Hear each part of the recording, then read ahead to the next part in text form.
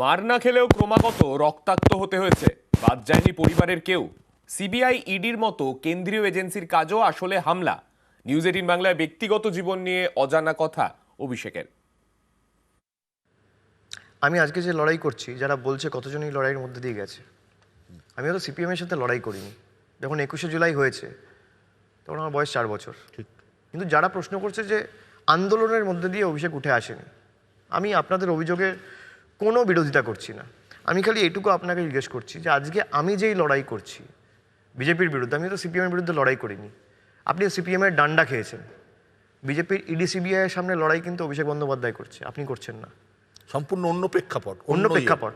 এবং আমার লড়াইয়ে আমার পরিবারের মা বাবাকেও ছাড়া হয়নি। আপনার ক্ষেত্রে ডান্ডাটা আপনি আপনার পিঠে খেয়েছেন, কোমরে খেয়েছেন, আপনার মা বাবার উপর আঁচড় আসেন।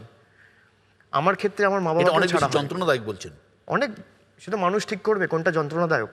কিন্তু যারা বলছে আন্দোলন দিয়ে বড় হয়নি বা কঠিন পথে বড় হয়নি, আপনি ভাবুন 8 ঘন্টা 10 ঘন্টা করে আপনি বসিয়ে রেখে জিজ্ঞাসাবাদ করছেন 10 বার 12 বার 15 বার।